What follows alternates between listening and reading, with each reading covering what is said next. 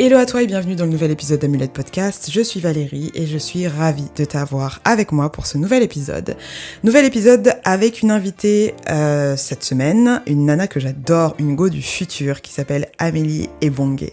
Amélie Ebongue, elle est experte en stratégie de contenu sur les réseaux sociaux et elle vient de sortir un livre incroyable qui s'appelle Génération TikTok aux éditions Duno. C'est un livre que je vous recommande très fortement d'acheter pour plusieurs raisons. La première, c'est que on est là pour soutenir le pouvoir économique, c'est le pouvoir aujourd'hui qui a le plus de poids.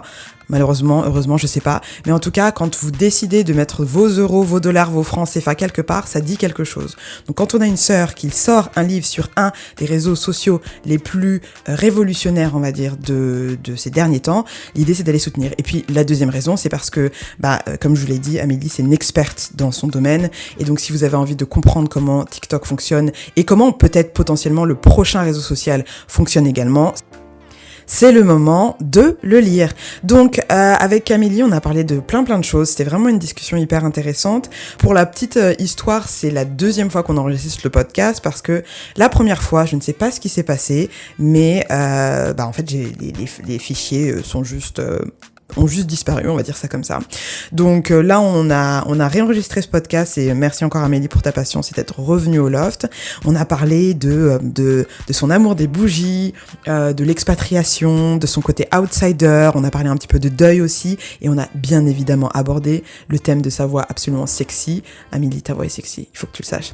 Donc j'espère que vous allez kiffer cet épisode. N'hésitez pas à partager sur les réseaux sociaux, à taguer Amélie, amulette.world et Valérie Jones, un truc comme ça. Et j'en profite également pour vous annoncer que j'organise une prochaine masterclass, toujours offerte sur le thème de l'enfant intérieur. Cette fois, je crois que c'est les peurs et l'enfant intérieur. Donc, cette masterclass, elle est offerte et elle est via Zoom. Ça dure à peu près 2 heures. Vous pouvez vous inscrire sur le site amuletteworld/masterclass offerte. Et il y a des places limitées. Donc, inscrivez-vous. Ça aura lieu le mardi 14 décembre et je pense que ça sera la dernière de l'année. Donc, profitez-en. Je vous embrasse très très fort et je vous souhaite une belle écoute. Bye!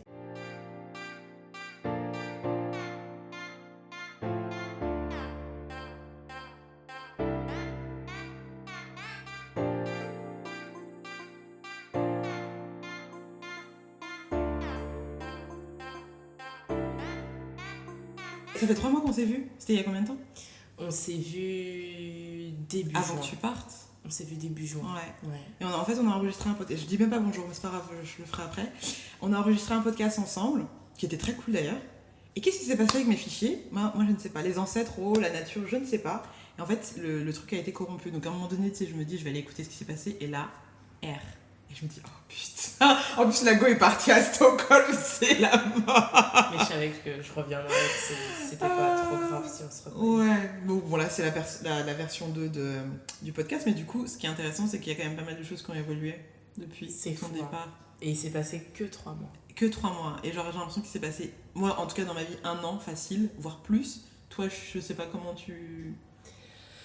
Je dirais qu'en ces quelques 3 mois j'ai pu constater des choses, faire un petit bilan de début d'année. 2022 c'est dans 3 mois.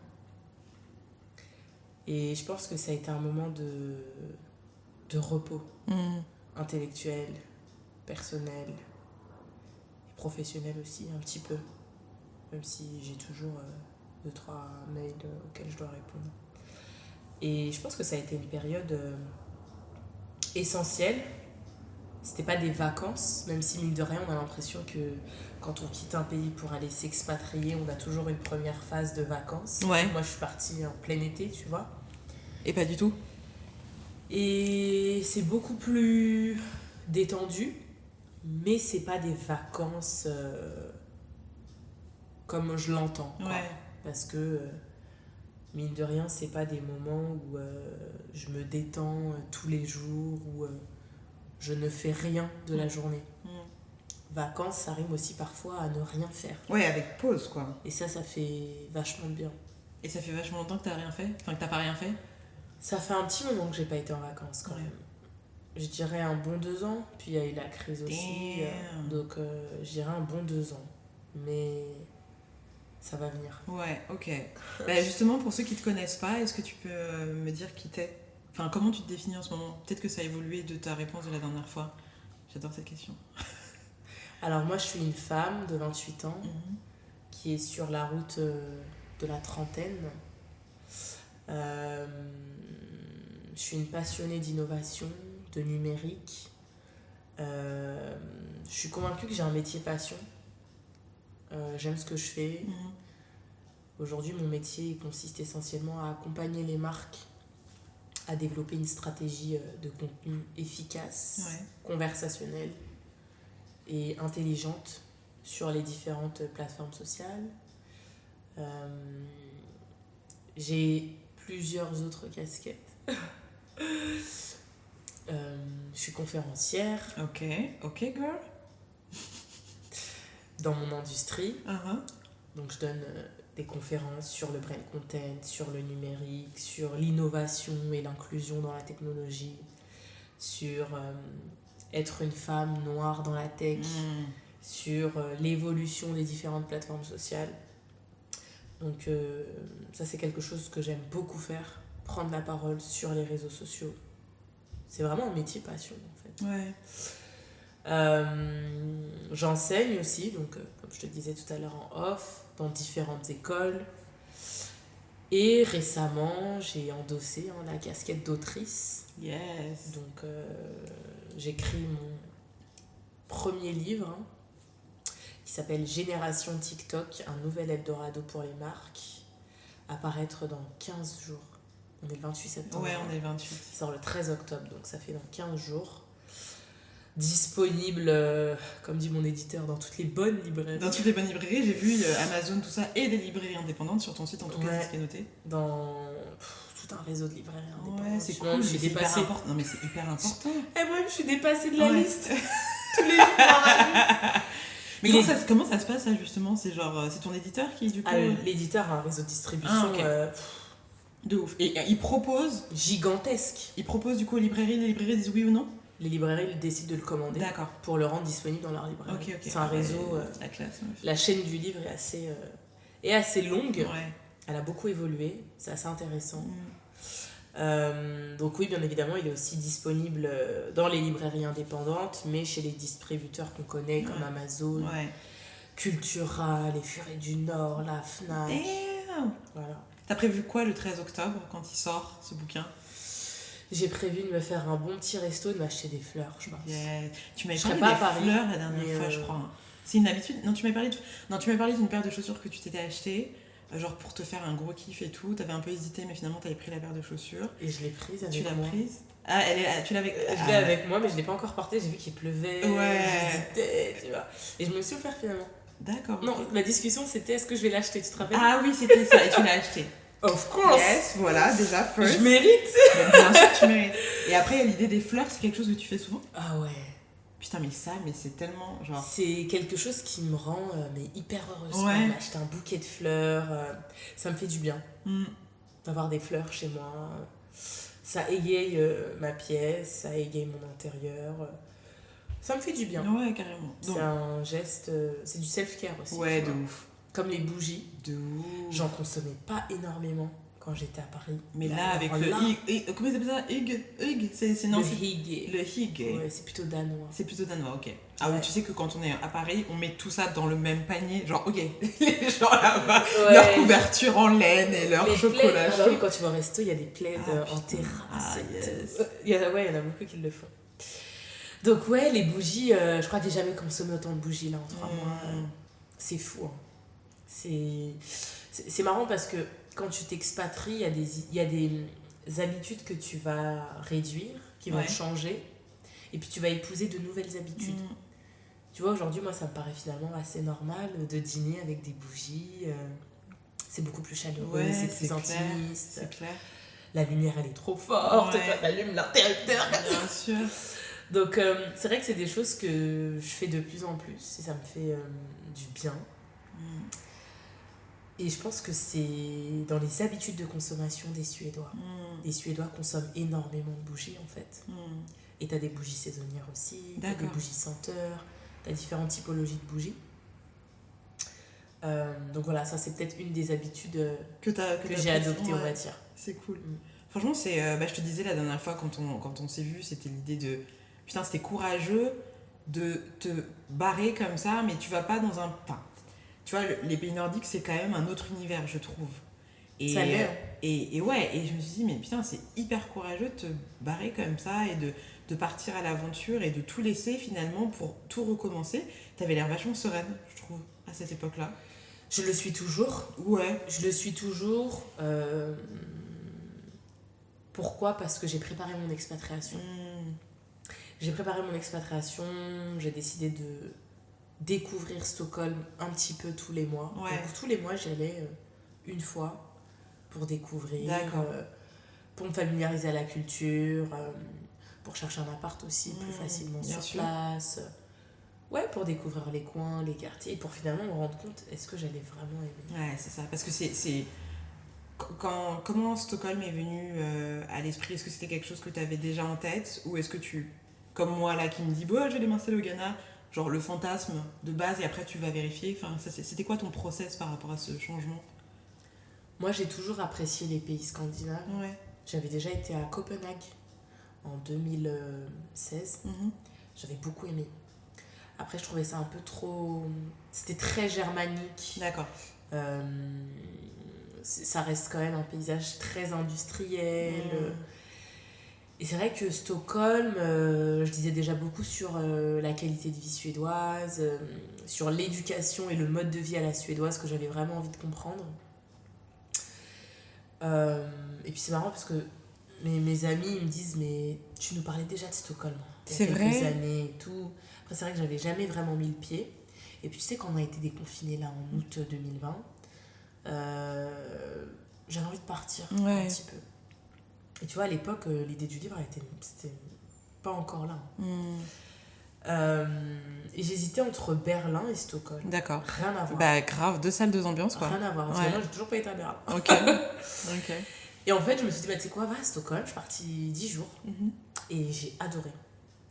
En même temps, j'y étais au mois d'août, il fait très chaud, très beau, tout le monde est dehors, c'est lumineux, enfin, j'avais vraiment aimé, tu vois, j'ai eu un vrai coup de cœur. Et je me suis dit, ok, il faudrait que j'y retourne pour voir peut-être ce que c'est en hiver, pour tâter d'autres coins de la ville aussi, tu vois. Et donc, c'est ce que j'ai fait.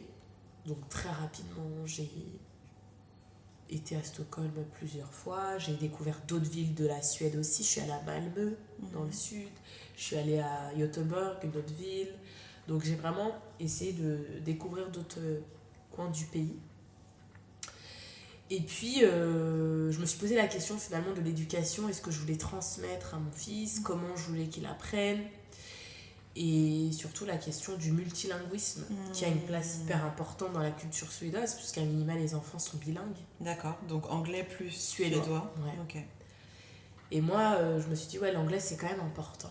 Qu'importe le métier que tu fais aujourd'hui, que tu sois dentiste, chanteuse, graffeur, styliste, écrivaine. C'est la base, en fait. C'est la langue la plus parlée à l'échelle du monde aujourd'hui. Et je me suis dit, ça lui sera toujours bénéfique. Et donc, j'ai entrepris cette démarche de me dire que, ok, je me vois vraiment y vivre et comment je vais processer étape par étape. Donc, tu vois, je me faisais des petites notes sur mon ordi. Ok, bah, l'appart, j'ai listé tous les sites sur lesquels je peux chercher un appart. Les écoles, comment ça se passe ? Et bah, il faut que je contacte la commune où j'aurais trouvé mon appart pour m'inscrire et potentiellement bloquer une place pour mon fils dans les choix d'école que je souhaite faire. Enfin, tu vois, j'avais vraiment établi un peu étape par étape. Et j'ai trouvé l'appart mi-mai 2021. Donc, finalement, c'est un cheminement de tous les jours, je dirais. Moi, je suis quelqu'un qui travaille et mûrit un projet tous les jours un petit peu. Tous les jours un petit peu, tous les jours un petit peu. C'est un peu mon process. Ouais, ok. Bah écoute, en tout cas, c'est cool de... C'est marrant parce que parfois, en fait, on se rend pas compte que les choses qu'on réalise aujourd'hui, c'est des choses qu'on voulait déjà faire il y a quelques temps. Et c'est cool d'avoir des amis qui te disent en fait, meuf, tu nous en parles depuis super longtemps. Peut-être à des moments comme ça. Et c'est bien d'avoir cette timeline de se dire mais en fait, oui, tu l'as sûrement mûri ton projet encore plus de manière concrète quand t'as su que t'allais bouger, mais en vrai, la graine, elle est plantée depuis genre, a priori, assez longtemps, quoi. Et justement, parce que il y a pas mal de gens en ce moment qui sont en train de changer de vie, mais genre radicalement. Et il y a une meuf que je suis qui s'appelle Amel Zaïd, elle a un podcast qui s'appelle Spiritualista. Et elle, justement, elle travaillait à Radio Nova, je crois. Et elle s'est barrée là au Pérou, à Lima. Ok. Donc elle a tout lâché, son appart vendu, ses trucs, enfin la totale et tout. Et la dernière fois, elle poste un message d'un auditeur qui lui dit « Ah mais tu sais, tu parles de Lima depuis hyper longtemps parce que dans ton premier podcast, tu racontes parce qu'elle, elle parle de tout ce qui est spiritualité, magie, enfin bref. Et donc elle dit... il lui dit ouais, tu parles de Lima depuis très longtemps et apparemment quand t'as parlé avec un médium, etc., tu lui avais dit que tu t'étais vue à Lima en train de faire je sais pas quoi, et en fait elle avait pas capté, et ça date de quelques années, tu vois, elle avait pas capté qu'en fait c'était déjà là le truc, tu vois. Et c'est ça que je trouve assez magique parce qu'en fait on sait pas que ces moments-là qu'on est en train de vivre là, ça se trouve sont des graines qu'on plante pour des situations qui arrivent plus tard. C'est vrai. Vois. Et c'est vrai parce que mon meilleur pote, il me disait qu'on en parlait, on avait été à Montpellier avec les enfants et tout. Il me disait, mais meuf, tu me parlais déjà de la Suède, 2017. Ouais. Je dis, ah ouais, et tout. Je sais que moi, j'ai toujours kiffé, je me documentais pas mal. J'ai un autre pote qui m'avait offert un livre sur un week-end en Suède. D'accord. Tu sais, et c'est vrai que tous ces petits signes-là, je m'étais même moi acheté un autre livre aussi sur la Suède. Bah, je les ai jamais... Enfin, je pense que j'ai jamais vraiment fait attention, tu vois. Et c'est marrant d'y être aujourd'hui. Ouais. C'est fou. C'est fou, hein. Ouais, c'est ouf. En tout cas, congrats d'avoir manifesté ça et d'avoir réussi à juste créer la vie que t'as envie. Parce que c'est vrai. ça, en fait. T'as dit, alors moi, j'ai un bon système truc. Oh, ok, j'y vais. Et ça, c'est remarquable parce que je pense qu'il y a beaucoup de gens qui sont bloqués, en fait. C'est-à-dire que t'es dans une vie qui te correspond pas totalement. Parfois, t'oses même pas rêver d'autre chose. Et quand tu le fais, tu dis... Enfin, t'es ton propre obstacle et tu mets plein de barrières qui font que t'arrives même pas à te projeter dans la possibilité de réaliser ça. Et je me dis, on est en 2021, enfin, il s'est passé une année et demie qui était quand même assez particulière. À l'échelle mondiale, tu vois. Hors même pas particulière, pour moi, c'est même pas suffisant, quoi. On a vécu une année, mais hors norme. Ouais, c'est ça. Pour moi, une année comme ça peut pas se reproduire dans l'histoire de l'humanité. Et c'est pas Non, mais tu vois... Parce que comment... Attends, mais t'imagines, c'est près de 3/4 de la planète. 3/4 des habitants de la planète bloqués chez eux au même moment. Il y avait un photographe qui avait fait des photos de Paris quand on avait été confinés pour la première fois. Ça m'avait donné des frissons. Ouais, ville morte, quoi. Tu vois, de voir la place de l'Opéra sans habitants. Ouais. En fait, ces photos, tu sais, elles m'ont rappelé les attentats du 13 novembre. Je m'en rappellerai toute ma vie parce que c'était historique. Les grands magasins étaient fermés. Putain, je m'en rappelle pas. Ah, mais moi, c'est des dates... qui t'ont marqué, quoi. En fait, tu te souviendras toute ta vie d'où t'étais. Ouais, bah moi, ça m'a fait ça. La dernière fois que ça m'a fait ça, c'était vraiment le 11 septembre. Genre, je sais exactement où j'étais, ce que je faisais, et enfin, tu vois. Mais alors après, ce qui est hyper intéressant, parce qu'il y a des études qui sont faites sur la mémoire, et souvent, les souvenirs qu'on a ne sont pas la réalité, mais peu importe. C'est des bribes, et en fait, tu te rends compte que finalement, t'as récupéré un souvenir de là, et tu construis finalement une espèce de mémoire, mais qui est pas vraiment ce qui s'est passé, mais peu importe. Tu sais, t'arrives quand même à identifier. Tu vois, si je te demande t'étais où il y a 2 mois et demi à truc, tu ne pourras pas me dire. Mais le 11 septembre, 13 novembre, et donc là, c'est ce truc-là Covidesque, c'est genre c'est marqué, enfin tu vois, genre. Tu te souviendras toujours. Ouais. Je sais pas s'il y a des études qui commencent à sortir parce qu'on n'a pas tous eu le même confinement. Pas du tout. Je sais pas s'il y a eu des chanceux, même si j'aime pas dire ça, parce que... Des privilégiés peut-être. Ouais, ceux qui sont pas... Parce qu'on pointe toujours ceux qui sont partis à la campagne, qui ont décidé de partir de leur quotidien habituel pour se confiner dans de meilleures conditions. Moi, je l'accepte. Bah.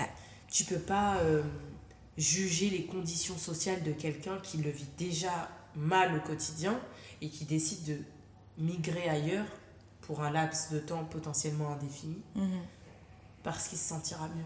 Non, et puis c'est surtout est-ce que d'après ce que je comprends, parce que c'est sûr que vivre un confinement dans un, je sais pas, 30 mètres carrés avec 5, 6, 7 personnes et pouvoir, ne serait-ce que rester en France et avoir un jardin, pas la même chose. Ensuite, avoir cette capacité d'aller dans un autre endroit pour pouvoir vivre un confinement dans la campagne, etc., pas la même chose. Mais dans tous les cas, je suppose que les personnes qui sont dans la première situation, à savoir un endroit où t'as pas beaucoup de place pour beaucoup de personnes, s'ils avaient la possibilité d'aller ailleurs, ils le feraient, tu vois. Donc clairement, enfin, même si c'est inégal et que certains pourraient dire que c'est injuste, enfin, comment est-ce que tu fais pour te sentir bien finalement dans ce type de situation-là et bah, si t'as des privilèges, bon bah...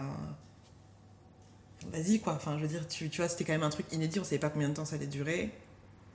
Et puis il y a eu un... Enfin moi je me rappellerai toujours, genre, non mais là c'est une blague. Parce qu'au début j'étais en mode, mais non, ouais. Mais genre le moment où je me suis dit, non mais là il se passe un truc, là on va devoir rentrer, ok. Et genre tu sais pas si t'es... Après ça c'est mon mécanisme de défense ou de protection, c'est genre, si c'est drôle ou si c'est pas drôle, si mais en fait non, mais en fait tu vois, est-ce que tu dois paniquer ou quoi. Et le premier confinement, ouais, ça a été... Ça a été un choc. Pour moi, la France, elle était à l'arrêt. Elle était à l'arrêt. À partir du moment où tu dois avoir une attestation pour aller faire tes courses, là, j'ai compris qu'on vivait quelque chose d'hors norme. Ouais. C'est pas... Ouais, c'est pas normal. Ouais, c'est pas et normal. Finalement, qu'est-ce que la norme? Parce que la norme, elle est propre à chaque individu. Mais pour moi, ce n'est pas normal. Non. Ça sort du cadre ordinaire, c'est tu clair. vois. À partir du moment où tu dois justifier de ton tes déplacement... moi j'ai compris que là on vivait quelque chose de très fort et qui sortait de la zone de contrôle. Et puis la manière dont c'était amené aussi, c'est ça que et c'est là à partir de ce moment-là, je pense que c'est aussi ça moi qui m'a poussée à partir bientôt en Afrique m'installer, c'est que je me suis dit en fait j'ai eu du mal avec la manière dont les choses étaient apportées, j'ai eu du mal avec cette terreur. Pour moi, ça a été amené dans la terreur. Et bien évidemment, il y a eu des conditions... Enfin, c'était compliqué, c'est toujours compliqué. Et c'est beaucoup plus complexe que ça. Mais la manière dont ça a été... Quand j'ai entendu le président dire qu'on était en guerre, je me suis dit, là, en fait, là, c'est grave. Il y a le choix des mots aussi. Et c'est hyper violent. Et toi qui es dans le branding, tu vois. Enfin, là, pour moi, il y avait une stratégie délibérée. Je ne sais pas quelles étaient les intentions. J'ai tiré mes propres conclusions qui ne sont que les miennes. Mais je me suis dit, mais en fait, là, t'es pas en train de nous aider, en fait, avec ces mots-là. Ce que tu dis comme terme, quand tu dis la guerre et tu le répètes 50 fois, tu veux nous traumatiser encore plus. Je pense que le choix des mots a peut-être fait peur à beaucoup, tu vois.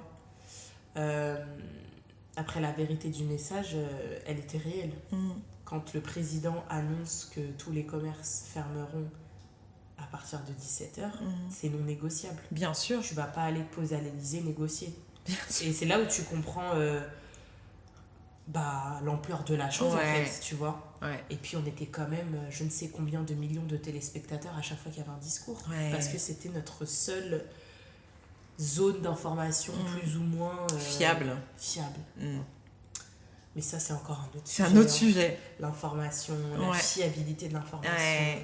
Les sources de l'information. Je pense qu'aujourd'hui, c'est des choses qu'on fait évoluer dans les écoles de journalisme. En tout cas, je l'espère. Mais c'est encore un autre sujet. Mais mais du coup, confinement de malade. Donc, on a vécu quelque chose d'incroyable. Pour moi, c'est aussi fort que quand on... Tu vois, 14-18, 39-45... 11 septembre, il y a des moments comme ça, genre, et trucs, et là, je ne sais pas quelles seront les dates, comment ça va être présenté dans les livres d'histoire, mais c'est vraiment ce niveau-là, parce que quand tu... on n'a pas été... on n'a pas été rationné, mais les comportements, et c'était hyper intéressant d'un point de vue, ne serait-ce que psychologique et neurobiologique, de voir ce qui se passait maintenant avec le recul. Les comportements qu'il y avait, c'est en fait la peur. Elle a été vraiment, genre... Elle a été dessinée. Elle a été, et en fait...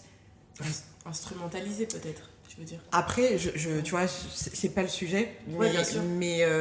Mais tu te rends compte à quel point, quand les gens ont peur, comment ils se transforment. Et donc, du coup, ça m'a fait me remettre en perspective beaucoup de choses dans l'histoire, où je me disais, ah non, mais moi, j'aurais jamais fait ci, moi, j'aurais fait ça. Mais quand t'es dans une situation de peur, là, et que t'as pas l'habitude de gérer tes émotions, et que tu sais pas comment on fait pour gérer tes émotions, et que t'as l'impression que la vie t'échappe parce que t'as pas l'habitude d'être dans une incertitude, parce qu'on est quand même ici, on est quand même dans un cadre très certain, tu vois. L'impact que ça a eu en France et l'impact que ça a eu en Afrique, personnes avec lesquelles j'ai pu discuter en Afrique, mais bien évidemment, ça ne représente pas toute une pensée africaine, on est quand même plus à l'aise avec l'incertitude, vu que c'est un truc quotidien, tu vois. Ici, c'est genre, bon, ben, là, qu'est-ce qu'on fait, qu'est-ce qu'on va devenir, et c'était édifiant de voir ça, en fait. C'était édifiant. C'est surtout que plusieurs milliards d'individus ont vécu l'inconfort. L'inconfort. À tous les niveaux. Confort. Ouais, de ouf. C'est dingue. C'est dingue, ouais. Donc, du coup, l'inconfort, et toi, par rapport à l'inconfort, comment tu te positionnes? Parce qu'en fait, tu m'as l'air, ce que je disais avant qu'on enregistre, c'était genre, que ta voix, t'avais une voix de bombasse, tu me dis, ah bon, mais tout le monde me dit ça. Ah bon? Bah ouais. Non, c'est pas pour. Je suis pas du tout prétentieuse, mais c'est vrai que c'est quelque chose qui revient souvent. Mais donc à force, il faut je pense qu'il faut le considérer. Faut faire de l'ASMR, ma chérie. Fais un truc. Bon. Non, mais je me dis, si t'as 5-6 personnes qui te disent bien la même chose, il faut te dire, faut creuser, que ça soit positif ou négatif. Ouais. Mais ouais, t'es pas la première personne qui me le dit. Ouais, franchement, t'as une belle voix. Tu chantes pas? Non. Ok. Je sais pas du tout chanter, ma belle. D'accord, ok. On peut pas tout faire. On peut pas tout faire. Et ben voilà, on parle de l'inconfort, vas-y, chante, tu vois. C'est pas une voix que j'envisage en tout cas, mais je suis une passionnée de musique. Ouais. Je suis une passionnée de musique, j'écoute beaucoup de musique, tout le temps, en permanence. Mais non, je chante pas. Pas de chant. Ouais. Donc du coup, t'as fait cette transition, t'es partie, et aujourd'hui, comment tu te positionnes par rapport à ça, tu vois, par rapport à ce chemin que t'as fait, et du coup, à cette nouvelle vie que t'es en train de dessiner, finalement? C'est marrant parce que c'est l'inconfort. Hein. Ouais. En vrai, c'est l'inconfort total, puisque s'expatrier, c'est quitter... sa patrie. Quitter sa patrie. Ah, t'as tout dit. Ouais. Quitter sa patrie pour épouser les valeurs d'une nouvelle patrie, finalement. Ouais. Je dirais pas qu'il faut oublier les codes qu'on a intégrés dans le pays natal ou le pays d'origine. En revanche, il faut apprendre à faire de la place à de nouveaux codes culturels, sociétals, et cheminer au fur et à mesure. Je suis définitivement pas la même qu'il y a 3 mois. Tu m'étonnes. Et je serai sans doute pas du tout la même dans 6 mois. Tu vois. Et je pense que c'est hyper important de regarder un tout petit peu le chemin qu'on a fait. Moi, j'ai encore beaucoup de mal à évaluer le recul, évaluer tout le travail que j'ai pu faire, évaluer... cette quête, pour moi, c'est une quête, finalement. C'est une quête vers quoi? Quoi? C'est une quête vers plus de paix. Ouais. Je pense que je suis dans une phase où la paix, la sagesse d'esprit, c'est un ensemble de choses que je cherche à avoir autour de moi. Et je suis convaincue que je suis dans le bon sens, je suis dans la bonne direction. En tout cas, j'ai pas l'impression de me tromper. Et mon corps me le fait comprendre. Parce que, tu vois, comme je te disais tout à l'heure en off, je suis revenue à Paris 3 mois plus tard. Ouais, j'ai l'impression que mon corps s'est pris une claque. Et bien sûr. Et j'ai cherché des excuses, j'ai cherché à comprendre. Je me dis, quand je te dis excuses, c'est-à-dire que je me suis dit, attends, je suis née à Paris, j'ai tout fait à Paris, je comprends pas ce qui se passe. Il sort d'où ce... Bien sûr. Tu sors d'où ce rhume, tu vois? C'est comme quand on essaye de déceler à quoi est-ce qu'on est intolérant. Donc on a l'habitude de fonctionner d'une certaine manière, de manger des aliments, et je pense qu'on a beaucoup plus d'intolérance qu'on ne le pense. Et en fait, il y a une méthode qui se fait par... En fait, t'enlèves tout, et au fur et à mesure, t'ajoutes un élément pour voir ce qui déclenche. Et donc du coup, ce qui s'est passé, c'est que toi, t'as tout enlevé, et ensuite t'es revenu à Paris. Donc c'est pas parce que t'es né à Paris, que t'as grandi à Paris, t'as fonctionné à Paris, que l'environnement dans lequel t'étais te correspondait, te faisait du bien, ne serait-ce qu'à ton système nerveux, tu vois.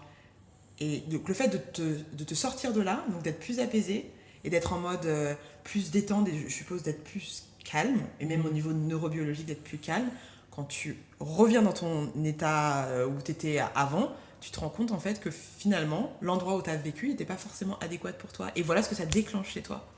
Et peut-être que tu l'aurais pas vu avant. Il faut partir en fait pour s'en rendre compte. Complètement. Et je pense que c'est ce que mon corps essaie de me dire aussi, tu vois. Et ça vient confirmer finalement le choix que t'as fait de partir. En fait, t'as bien fait de te casser, meuf.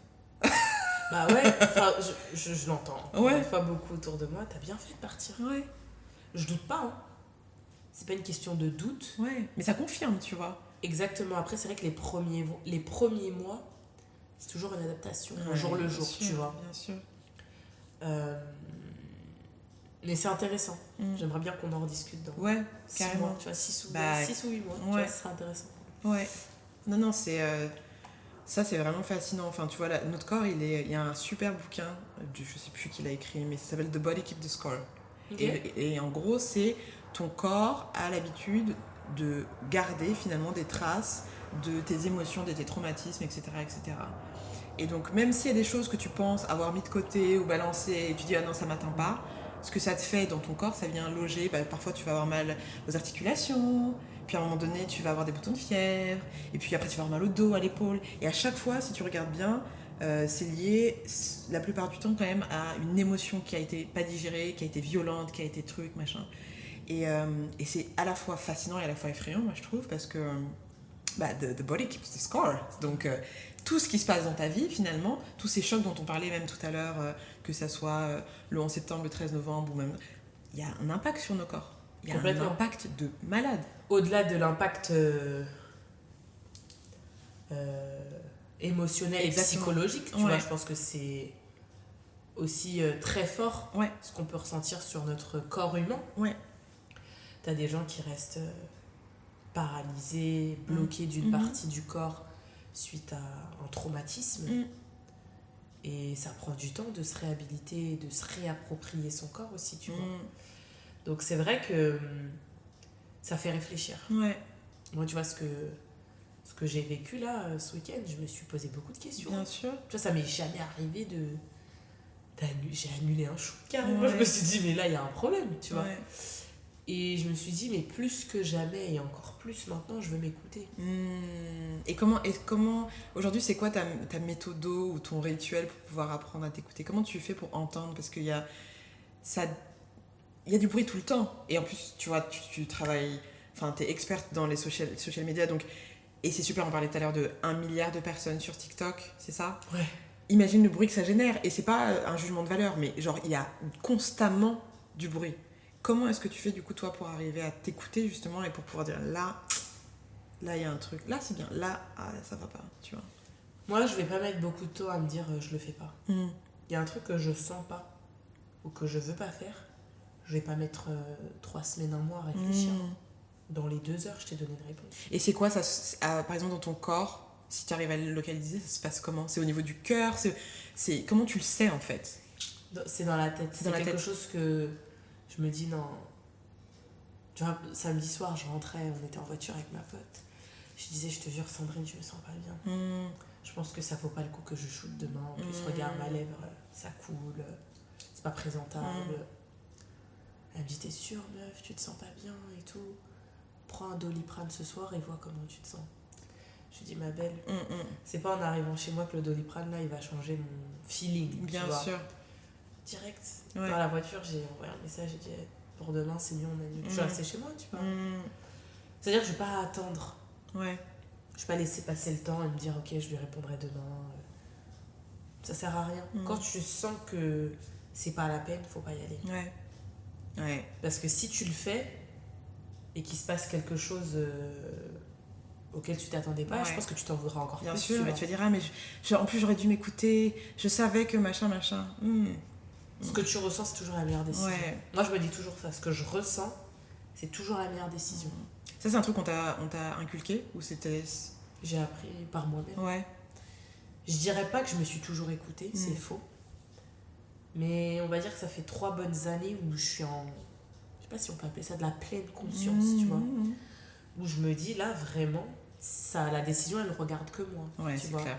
Ça veut dire que si je veux pas avoir quelqu'un, je vais pas me forcer, tu vois. Ça sert à rien en fait, tu vois. C'est clair.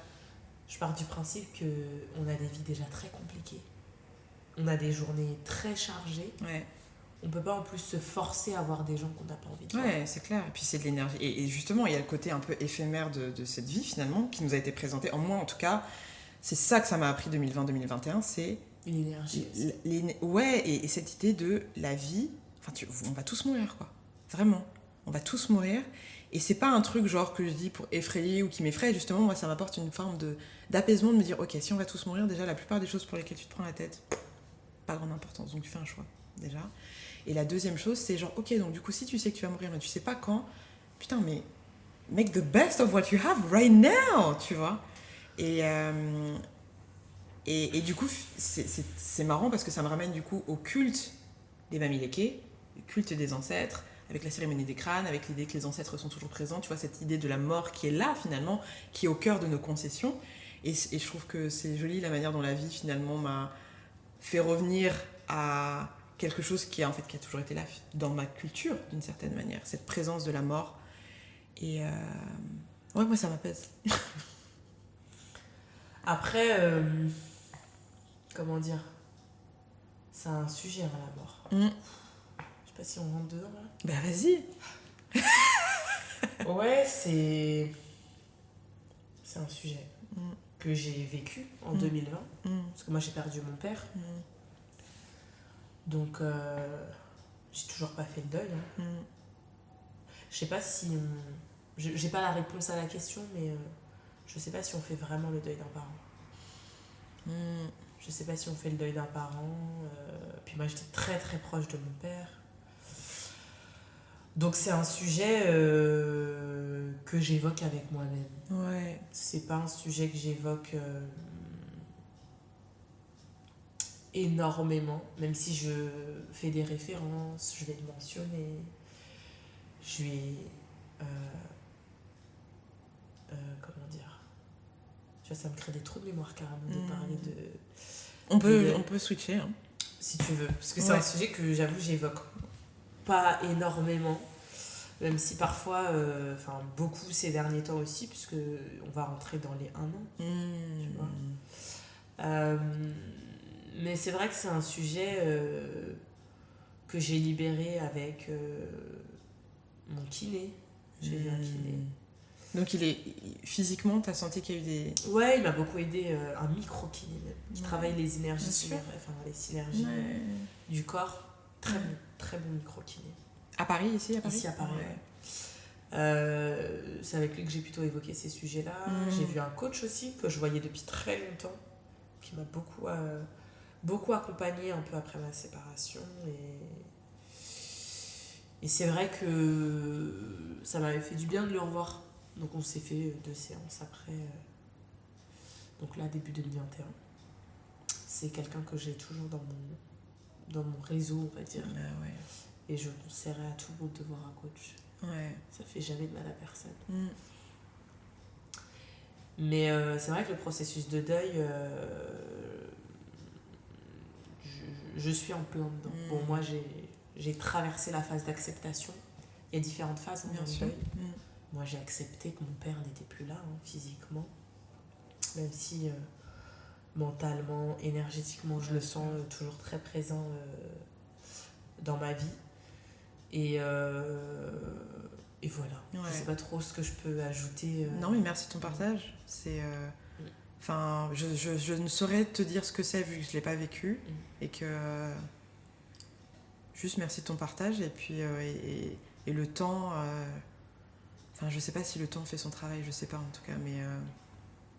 ouais, la mort, c'est un sujet... c'est un sujet particulier. Et en même temps, je trouve ça intéressant... de manière générale, en fait, qu'on puisse libérer la parole, pas forcément de manière très intime, tu vois, mais sur ça, pour pas que ça soit un tabou et que ça fasse peur, tu vois, et que ça soit quelque chose qui... parce que la mort, elle est présente tout le temps, en fait. Dans les cycles des saisons, là, on passe à l'automne, on va arriver dans une autre phase. Quand tu regardes la forêt, à un moment donné, les feuilles, elles tombent, et il se passe quelque chose sur Terre, et justement, c'est ça qui est intéressant quand toi tu pars à Stockholm et que tu te remets dans un endroit où la connexion avec la nature est différente, elle est plus présente.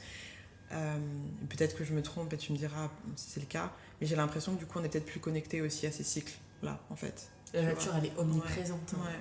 Dans une ville comme Stockholm, qui est une ville extrêmement verte, si ce n'est l'une des villes les plus vertes d'Europe. Damn. C'est un peu moins de 10 millions d'habitants, mais c'est énormément d'espaces verts, de cours d'eau. Si tu veux, Stockholm, c'est plusieurs petites îles qui se rejoignent par des ponts, des D'accord, rivières, putain, des tu sais que je lacs. savais pas. Tu peux faire la ville à pied, en bateau, en trottinette électrique, en vélo. Ah ouais. C'est une ville incroyable. C'est une ville incroyable. Je pense que j'ai même pas encore vu la moitié. Et pourtant, j'y vais depuis, tu vois, depuis 1 an et demi et j'y vis maintenant depuis 3 mois. Ouais. Donc, je pense que j'ai encore beaucoup de trucs à découvrir et à dénicher. C'est marrant parce que là, je te regarde et je t'écoute et je me dis... je trouve que t'es... Après, c'est mon impression, mais je trouve que t'es une nana qui fait souvent pas les choses comme les autres, tu vois. Genre, qui va toujours se mettre dans un secteur... Tu sais, genre, t'es un meuf, t'es genre social media... C'est pas que t'es pas social media manager qui est un super taf, hein. Genre, tu conseilles les gens, tu vois. Tu écris un bouquin sur un des réseaux sociaux qui est en train d'exploser, là, et qui va exploser de manière historique, qui va dépasser même tout ce qu'on a pu connaître sur les réseaux sociaux. Tu vas te foutre à Stockholm. Enfin, tu vois, t'as une approche... je sais pas quel est le terme que je pourrais utiliser. Outsider, ouais, tu vois. Je commence à le ressentir. Ouais. Je le prends pas du tout de manière péjorative. Moi, je trouve que c'est un truc de badass, clairement, d'être un outsider. Sérieux ? Ah, de ouf. Mais bien sûr. Bah ouais, mais en fait, c'est marrant parce qu'en discutant avec ma grande sœur, donc on a 18 ans d'écart, ma sœur a 45 ans. Damn. On a des discussions très générationnelles, tu vois. Et c'est dans ces propos où je me dis, ah ouais, putain, en fait, je suis quand même une outsideuse, quoi, tu vois. Quand elle me dit, mais il n'y a que toi qui peux mettre cette chemise verte. Tu vois, des fois, je la regarde, je dis, mais attends, ça fait pas bien. Elle me dit, si, mais il n'y a que toi qui peux la que porter. toi. Et pareil, tu vois, elle me dit, Stockholm, mais pourquoi t'es pas partie à Barcelone tu vois, genre, et c'est là où je me rends compte que, ouais, elle a pas tort, quoi. Tu vois, et je commence à le sentir aussi un peu à différents niveaux. Et t'as peut-être raison, hein, peut-être que c'est un truc de badass et que moi, je trouve, dans 6 mois, je te dirai, ah ouais, Valérie, t'avais raison. Je déchire, meuf, c'est bon. Non, mais, enfin, honnêtement, parce que... Je suis pas partie à Londres. Mais, tu vois, et ça aurait été très bien, hein, mais c'est juste que, en fait, c'est intéressant, et je pense qu'on en avait discuté, je t'avais dit, ouais, je pense que, enfin, tu vois, si tu documentais ton expatriation, les gens seraient hyper intéressés, tu me disais, ouais, t'es sûre et tout, mais en fait, je pense pas que tu te rendes compte à quel point c'est important qu'on ait des représentations, a priori, en l'occurrence, toi, femme noire, qui va dans un pays nordique, donc qui est quand même pas le truc où tu dirais, enfin, elle va être en mode melting pot et tout, enfin, voilà. Et on a besoin en fait de voir des gens comme nous qui font des choses différentes parce que ça nous donne ensuite l'opportunité, ça nous donne la chance, ça nous donne l'autorisation d'envisager ce que serait notre propre différence, tu vois. Et on est moins du coup susceptible de rester dans des boxes qui peuvent convenir à plein de gens, mais je pense qu'ils ne conviennent pas à la majorité, tu vois. Donc c'est pour ça que je te dis, moi je trouve que c'est un truc de badass parce qu'on a besoin en fait de gens qui disent, ok, ça c'est le chemin truc, ah mais il y a quelqu'un qui est parti là-bas, ok, bon, et tu te retournes et tu regardes ce qu'il y a d'autre et tu dis, bon, bah peut-être que moi je vais aller m'installer, je sais pas où, moi en Ouzbékistan, que sais-je, peu importe. Et je trouve que c'est hyper important, c'est hyper important. Donc encore plus comme quand je disais à ma petite soeur que quand t'es arrivée she's famous, encore plus quand t'es toi tu sais forcer. Bah chérie, toi tu sais forcer, j'étais trop mal à l'aise. J'ai vu, t'as même pas bougé. J'ai dit, elle est forte. J'attendais de voir ta réaction, zéro réaction. J'ai dit, mais c'est comment la gossie? Moi, je suis humble, modeste et je resterai toujours la plus simple possible. Je pense qu'il faut qu'on casse ce truc d'entre-soi, d'inaccessibilité. On a eu trop de modèles inaccessibles. Ouais, de ouf. À nous de changer la donne, de transmettre aux plus jeunes, d'inspirer la jeunesse. Moi, tu vois, ça me fait plaisir quand j'ai des bonhommes qui me suivent sur Insta. Ils me disent, attends, j'ai ma petite nièce qui te suit. Trop bien. Ils me disent, ça veut dire que, ah ouais, t'es dans la bonne direction. Bah ouais. Mon meilleur pote, c'est 2 petites sœurs qui me suivent. Je me dis, attends. C'est trop bien. Et finalement, tu sais, les gens, ils te suivent. Je sais pas vraiment qui te suit, même si je sais que une bonne partie de mon audience elle est beaucoup plus âgée que moi. Et c'est très bien. C'est-à-dire que j'ai quand même un contenu très mature. Ouais. Et je vais continuer. Ouais, carrément. Mais c'est vrai que tu sais pas qui t'inspire. Mais moi, je sais pas qui je touche directement dans le cœur, à part si on m'écrit. Exactement. On me le dit. Mais il y a des gens qui vont potentiellement qui pourront pas m'écrire, tu vois. Et surtout, tu sais, ce qui est marrant, c'est que parfois, tu as l'impression, même si tu sais pas, tu dis, bon, voilà, moi, je me positionne sur ce créneau-là. Et en fait, la manière dont tu vas inspirer les gens, la manière dont tu touches les gens, c'est des choses, c'est vraiment, tu n'aurais pas pu avoir idée que ça, en fait, c'était un point qui a inspiré et tout. Et tu parlais de modèle aussi tout à l'heure, et je trouve ça intéressant parce que j'étais en train de faire mes programmations sur Insta et tout. Et I'm trying. Et tu vois, moi j'ai grandi en étant méga fan de Beyoncé. Et je pense qu'il y a toujours une partie de moi qui est genre en mode c'est ma go, tu vois, elle m'a aidé sur plein d'aspects, sur l'acceptation de moi-même, etc., etc. Et aujourd'hui, les modèles que j'ai, et que quand je les regarde, je me dis, ah, c'est ma go. Genre, c'est des meufs comme Issa Rae, tu vois, c'est des meufs comme Michaela Cole, qui sont, on n'est pas sur les mêmes codes. Il y a cette inaccessibilité dont tu parles là par rapport à Beyoncé, alors que ces go-là, j'ai l'impression que je pourrais être cette go-là, tu vois, que je pourrais faire peut-être aussi bien, voire mieux qu'elle, dans un autre secteur. Et je trouve ça intéressant, en fait, cette évolution, finalement. C'est bien d'avoir des gens sur des piédestals, mais enfin, t'as pas l'impression que tu peux aller vers ça, parce que c'est vraiment genre un niveau où tu dis, bon bah, alors que quand t'as des nanas comme ça, en tout cas pour moi, quand je regarde Insecure, quand je vois ce que fait Issa Rae, quand je vois ce que fait Michaela Cole, je suis en mode putain, mais yes, genre, ouais en fait, ouais. Et la représentation elle est importante là encore, parce que je me dis, ce que je vois en elles, bah elles sont toutes les deux, je pense, oui, elles sont d'origine africaine, je pense, j'espère, en tout cas, Issa elle est, c'est ghanéenne, je ne sais plus, non c'est négalaise je crois. Là en termes d'identité on n'est pas loin, tu vois. Mais c'est marrant parce que j'avais une conversation la dernière fois sur ce sujet-là. On a beaucoup tendance à idolâtrer des personnes qui sont très loin de nous. Et finalement, dans notre propre cercle proche, nos amis, on a du mal à donner de la force. Et on va aller starifier... alors, j'ai rien contre elle. Michaela Cole, Issa Rae, je trouve que c'est des sublimes figures. Elles marquent leur époque. Elles sont divinement intelligentes et incroyables. Mais c'est vrai que nos potes qui lancent leur business, on va avoir du mal à donner de la force. Pourquoi ? C'est une question à laquelle je pourrais pas répondre parce que du coup c'est pas mon cas. moi je donne la fin, genre je sais pas moi, tu déménages. Ah mais c'est génial. Tu romps avec ton gars, on est content, on est pas content. On est content, ouais. Enfin tu vois, genre pour moi tout est prétexte à célébration pour les autres parce que c'est la vie déjà, tu vois. Et c'est hyper important pour moi de donner de la force à tous les gens qui sont autour de moi, quelles que soient les micro-choses qui se passent dans leur vie. Donc je pourrais pas répondre à ta question. Mais c'est vrai qu'il y a une tendance justement à quand c'est loin, quand c'est... Après peut-être qu'il y a ce truc aussi d'anglo-saxon, peut-être quand c'est aux États-Unis, ou peut-être... Je sais pas si c'est quelque chose qui rentre dans ça. Alors que t'as personne qui est à côté de toi, qui vient de step up sur un truc, tu vois, tu vas avoir des difficultés. Est-ce que c'est un truc qui est africain ? Est-ce que c'est un truc qui est noir ? Est-ce que c'est quelque chose que tu as identifié dans une catégorie de personnes ou c'est juste de manière générale ? Je pense que c'est de manière générale, ouais. Ça c'est de manière générale. Mais c'est intéressant à relever, à observer. Et c'est paradoxal parce qu'en même temps, tu vois, tu as la montée finalement dans les réseaux sociaux de gens qui deviennent finalement des stars à eux-mêmes, tu vois. Quand tu as une influence et que tu as genre 1 million de personnes, moi ça me paraît genre 1 million de personnes qui te suivent. Bon, après, 1 million, c'est énorme. C'est un département entier. C'est tout le Val-de-Marne, peut-être. C'est un truc de malade. J'exagère, peut-être. C'est 1/10 des habitants, c'est ça ? Exactement. 1 million de personnes qui te suivent. Non, mais c'est un truc de ouf. Ah, c'est une puissance de frappe colossale. Quand tu sais l'utiliser. Exactement. Et c'est ça, je pense, la différence. C'est-à-dire que tu peux avoir... Exactement. Mais qu'est-ce que t'en fais ? L'impact. Ouais. Comment tu touches les gens directement. Par ton message. Par ton propos. Par ta personnalité aussi, ce que tu incarnes. Ouais. Comment t'inspires les gens, par qui tu es, par ce que tu fais au quotidien, par ton art. Peut-être que t'es quelqu'un qui vit de ton art aussi, tu vois.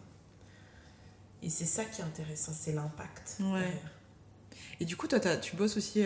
tu bosses avec des marques, mais est-ce que t'as déjà bossé sur des marques personnelles, du coup, du personal branding ? Jamais. Jamais. C'est parce que ça t'est jamais venu, ou c'est pas un truc qui t'intéresse, ou parce que finalement, parfois, t'as des gens qui ont... là, je regarde Lena Situation, je me dis... tu vois, genre, je dis, ma go. Je suis trop... je me dis, waouh, meuf, you're doing... c'est trop cool ce qui se passe dans ta vie et comment tu... En tout cas, la manière dont elle se market avec, je trouve, une force d'authenticité quand même et une forme d'accessibilité. Et en même temps, elle a ce positionnement qui est quand même premium. Elle bosse avec des marques de ouf, tu vois. Et je sais pas, je trouve qu'elle gère bien son personal branding. Est-ce que c'est quelque chose, toi, que tu t'es dit un jour que t'allais faire, ou t'es plus sur des marques, genre? Moi, j'accompagne pas les personnalités dans leur personal branding, mais si jamais c'est amené à se présenter, pourquoi pas. Ouais. Si le projet est intéressant, si les objectifs et l'identité de la personne sont intéressants, pourquoi pas. C'est pas, je me ferme pas la porte. Ouais. Et pour revenir à Léna Situation, je la trouve incroyable. Ouais. Je la trouve incroyable.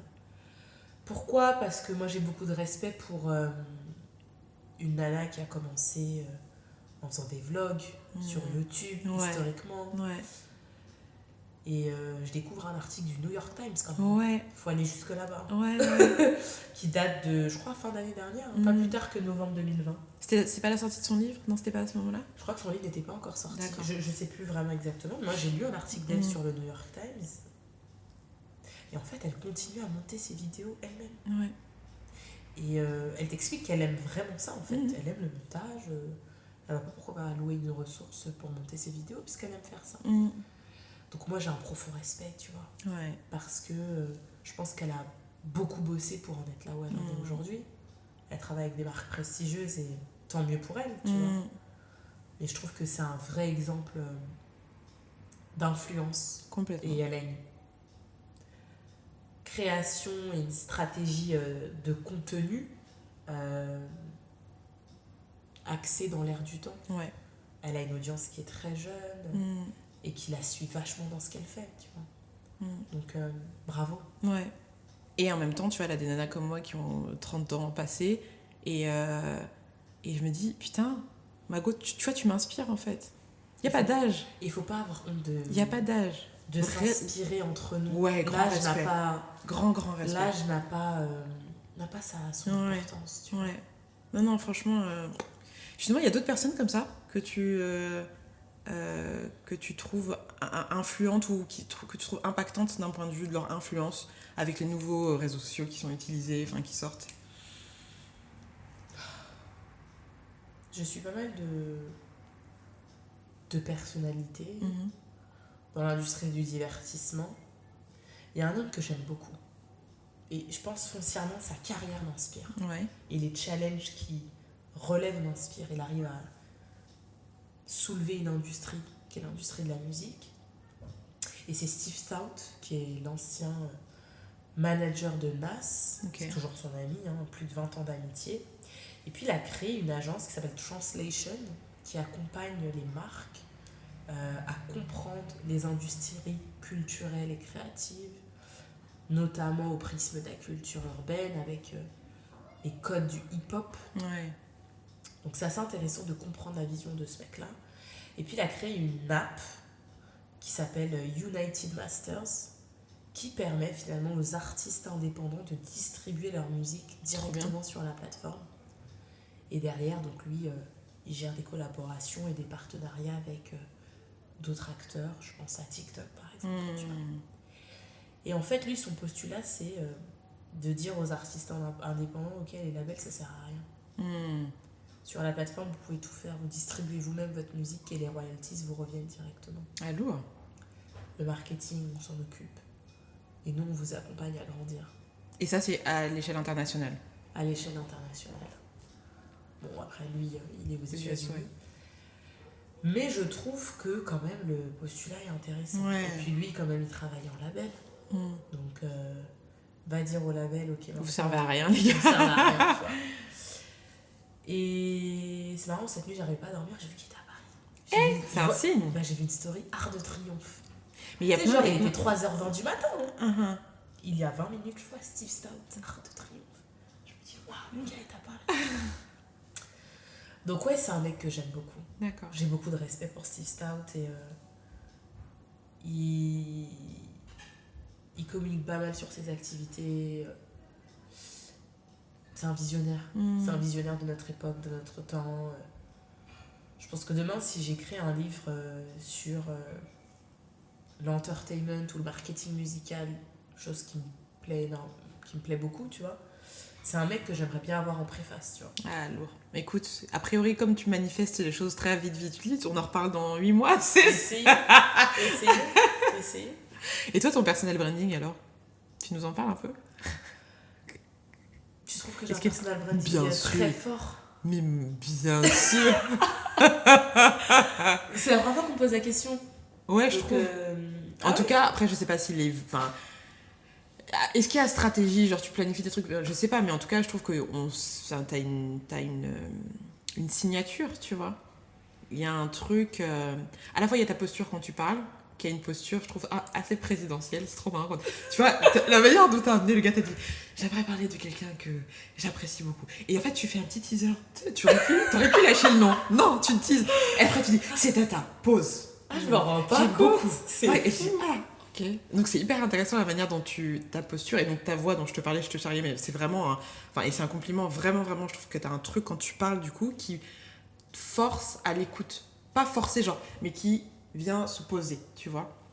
Donc c'est la première chose. Et ensuite, dans ta manière de communiquer, je sais pas, il y a un... À la fois, il y a un truc hyper authentique, mais sans trop en dire, tu vois. À la fois, il y a un côté... Mais je pense principalement à la photo qu'on voit souvent, où il y a ton bun aussi, qui revient souvent. Tu vois la manière dont tu vas attacher tes cheveux. Voilà. La manière dont tu vas te coiffer. Et aussi les boucles d'oreilles, mais ça c'est mon côté style qui voit à chaque fois des boucles d'oreilles assez, tu vois. Et c'est à cette photo, je crois que c'est sur fond jaune où tu nous regardes et tu portes un... Elle est sur ton site en fait, cette photo-là. Ça, c'est une photo que j'aime beaucoup. Ah ouais. Et c'est la photo que je voulais pour la 4e de couverture de mon livre. C'est aussi la photo promo, c'est la photo qui est du coup en une de Duno. C'est une immense fierté pour moi. D'arriver en une de Duno, c'est quand même... un éditeur incroyable, on va dire ce qu'on veut. La maison Hachette, moi j'ai beaucoup de respect quand même. Parce qu'on a tous plus ou moins eu un livre Hachette. Bien sûr, ne serait-ce que Tom et Nana, les gars, on peut dire que vous savez pas les... Tu vois, depuis le berceau quand même, tu vois. Ils ont énormément de maisons d'édition. Rien qu'au sein de Duno, il y a différentes collections. Tu vois, la boîte à outils, tous ces manuels-là. Là, ils ont réédité le Mercator. D'accord, ah ouais. Donc, tu vois, te dire que t'es en une d'une maison d'édition comme celle-ci, avec une photo comme celle-ci. Ouais. Parle-nous de cette photo, justement. Pourquoi ? Qu'est-ce qu'elle veut dire pour toi ? En fait, ce Bamenda, je l'avais acheté à Yaoundé et non à Bamenda. Donc, la ville de Bamenda, je l'avais acheté au marché à Yaoundé. Et c'est vrai que c'est un haut que j'ai toujours aimé porter. Je le porte pas souvent, tu vois. Il est avec moi à Stockholm, du coup. Et je devais faire des photos pro avec le photographe qui me shoot habituellement. Et ces photos, elles sont quand même assez anciennes, hein. Elles datent de 2018, tu vois. Mais c'est vrai que je trouve qu'elles ont... Elles ont un flow. Elles ont quelque chose, tu vois. De ouf. Et quand il a été question d'envoyer des photos pour accompagner ma bio, la 4e de couverture, etc., j'ai pas hésité à envoyer celle-ci. Et c'est vrai que je la trouve puissante dans le regard, je la trouve puissante. Et puis c'est un salut aussi à toute l'Afrique, quoi. C'est un salut à toute l'Afrique. Tu vois, sans distinction, sans tribalisme. C'est un salut à toute l'Afrique. Tu vois, histoire de dire, ok les gars, je suis en une de Duno, c'est aussi pour vous, quoi. C'est clair. Yes, et merci pour ça, meuf. Merci. C'est important. Mais c'est super important. J'en ai des frissons. C'est fondamental. Et encore plus, tu vois, il y a ça et le fait que tu sois experte dans, aujourd'hui, la nouvelle ère de communication mondiale. Tu vois ce que je veux dire ? On est sur un high level, meuf. Merci, j'apprécie. Et c'est vrai que je m'en rends pas très compte. Enfin, je m'en rends pas bien compte. Ouais, moi je te dis. C'est pas des... Enfin, tu viens de sortir un livre, tu vas sortir un livre sur TikTok. Enfin, je veux dire... Genre, enfin, tu vois, c'est... D'ailleurs, il va être traduit. C'est une très bonne question. Je sais pas. J'aimerais beaucoup qu'il soit traduit. Mais ça serait lourd. Ça serait génial. Lourd. Ça serait génial qu'il soit traduit. J'espère, hein, pour l'instant, j'ai pas de visibilité sur la traduction. Il faut déjà qu'il soit commercialisé, estimé. le retour sur les ventes. Voilà. C'est cool. Franchement, en tout cas, c'est très très cool. Moi, je suis toujours... Enfin, tu vois, quand je t'avais vu... Dans quel podcast je t'avais vu? Je ne sais plus dans quel podcast. Des frères Bakang. Ok. Et j'avais regardé l'interview, j'ai dit que mais attends, parce que je regarde pas mal d'interviews en fait de personnes qui sont alors plus dans la branche genre on va dire développement personnel, neurosciences, épigénétique, etc. et qui sont beaucoup d'hommes et c'est beaucoup américain, c'est très anglo-saxon mon contenu. Et souvent je sors de ces confs, de ces masterclass, de ces podcasts et je me dis putain mais les gars ils sont dans le futur. Et quand je t'écoutais j'ai dit mais elle est dans le futur Mago là. Et je pense que j'avais pas réalisé, enfin c'est vraiment, et je t'avais même, j'avais fait un trésor, j'avais dit non mais meuf tu m'as genre, j'ai dit non elle sait de quoi elle parle en fait. Et j'avais pas, enfin c'est à ce moment là où j'ai dit ah ouais putain elle est dans un game. Elle est vraiment, genre c'est vraiment une experte, en fait on a une experte là autour de nous là. En fait. C'est vrai que moi tu vois... c'est vraiment un sujet que j'aime beaucoup. Ouais, tu vois, mais les ça se réseaux voit. sociaux, c'est un métier passion. Tu vois, j'aime bien comprendre les innovations, les nouvelles plateformes, les fonctionnalités qui naissent, celles qui meurent, celles qu'on retire, et voir finalement comment tous les acteurs se copient entre eux.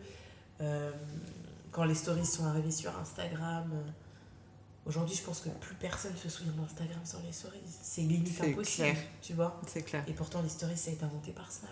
Tu vois, tout le monde délaisse Snap, tout le monde pense que Snap c'est pas du tout utilisé et pourtant Snap c'est très très utilisé, tu vois. Quand on regarde des plateformes qui nous paraissent un peu geek, tu vois, Twitch c'est en train de cartonner. Ah bah ouais, là ils ont pas fait une collab avec attends c'était avec quoi? Non, c'était pas avec Netflix. Avec quelle plateforme ils ont fait une collab pour la diffusion genre, il y a eu des concerts sur Twitch de ouf, non? Oui, il y a eu plein d'événements. Ils ont organisé leurs propres concerts pendant le confinement avec des artistes et tout. Et puis Twitch, ça appartient à Amazon. Ah putain, je savais pas. Ah bah, les gars, ils sont réveillés.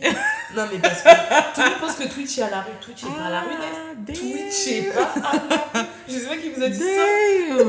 Twitch, c'est Amazon derrière. Waouh. Donc, c'est le nerf de la guerre aujourd'hui. Bien sûr. Tout le monde a son quelqu'un. Bien sûr. YouTube, Google, LinkedIn, Microsoft. J'adore. Tout le monde a son quelqu'un. Personne n'est petit ici. Personne n'est petit. À quand ton quelqu'un? À quand notre quelqu'un? À quand ma plateforme? Bah, grave. Je sais pas. Je pense qu'on a quand même un... Ouais, aujourd'hui, on a un monopole. Hein. Même un duopole, je dirais. On va arriver dans... peut-être un triopole, je pense, avec TikTok. Ouais. Mais tu vois, Facebook, Google, TikTok, c'est déjà beaucoup. Ouais. C'est déjà beaucoup. Je dis pas que les autres ne comptent pas, mais je pense que l'air de la guerre va être là. Ouais. Et donc, du coup, est-ce que t'as une vision aussi sur le continent par rapport à justement à l'impact des réseaux sociaux ou pas? Ouais, parce qu'on a des usages qui sont de plus en plus importants. Ouais. On a une place... considérable avec WhatsApp. WhatsApp, c'est un truc de ouf. C'est le réseau social. Ouais.